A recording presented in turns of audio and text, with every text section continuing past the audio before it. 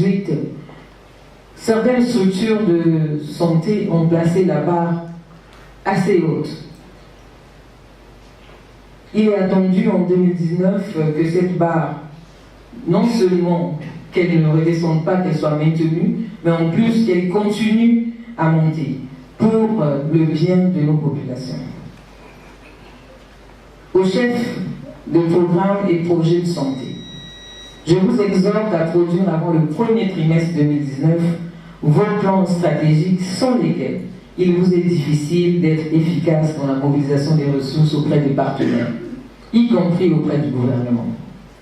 Les acquis obtenus en 2018 doivent être maintenus, voire améliorés. Il s'agit spécialement de la disponibilité des antirétroviraux, des antituberculeux et des vaccins. Aux directeurs départementaux de la santé, vous êtes les premiers, j'insiste, vous êtes les premiers garants de la revitalisation des districts sanitaires tant attendus par le chef de l'État. À ce titre, toutes les équipes cadres des districts sanitaires devront être mises en place au premier trimestre 2019.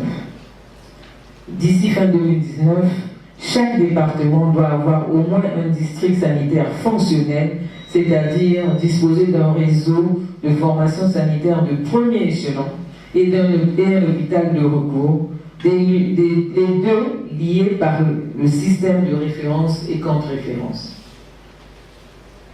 Aux médecins chefs des districts sanitaires, j'attends avec assurance les premiers résultats post-formation de Kiteli, dans le sens de l'amélioration des performances dans l'offre de soins de santé primaires, y compris le volet santé de base dans vos aires de santé. Les indicateurs sur la santé maternelle et infantile, et nous l'avons vu ici, à notre portée, ne sont toujours pas satisfaisants. J'exige aux prestataires de ce domaine de travailler à réduire de manière efficace le nombre de décès maternels, néonatals et infantiles, donc les responsabilités identifiées lors des audits incombent aux formations sanitaires.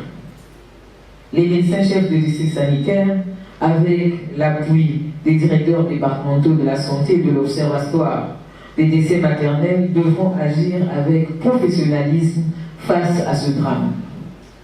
Devant la menace d'importation des maladies à potentiel épidémique en général, en particulier la maladie hémorragique à virus Ebola depuis les pays voisins, j'exhorte les médecins-chefs de district sanitaire à intensifier la surveillance épidémiologique dans toutes les aires de santé.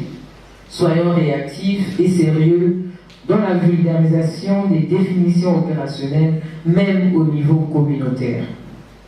L'hôpital de district étant un élément sanitaire, élément du district sanitaire, il est indispensable de veiller au renforcement des services cliniques en général, notamment les services d'accueil et les urgences, ainsi que les maternités, en veillant sur la disponibilité des trousses d'urgence et les procédures, sans lesquelles il est impossible d'être prompt dans la prise en charge des patients en état d'urgence.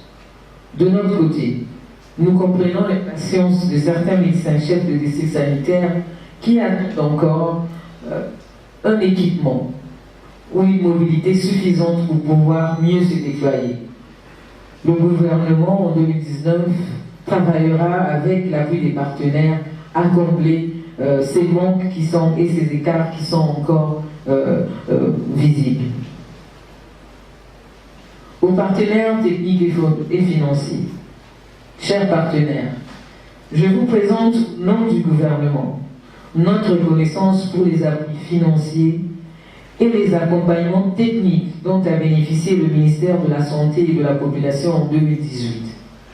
J'ai pu apprécier avec une grande satisfaction les visites au nom du directeur général de l'Organisation mondiale de la santé, directrice générale adjointe de l'Organisation mondiale de la santé, de la directrice régionale de l'OMS en 2018, tout cela dans la même année.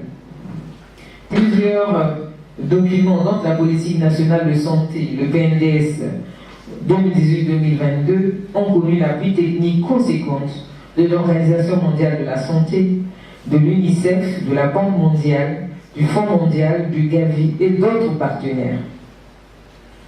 Maintenant que nous avons ces documents de consensus, je reste convaincu et rassuré que vous ferez davantage en 2019 dans vos appuis techniques et financiers afin de multiplier les chances du Congo à l'atteinte de cibles du 3e objectif de développement durable en 2030.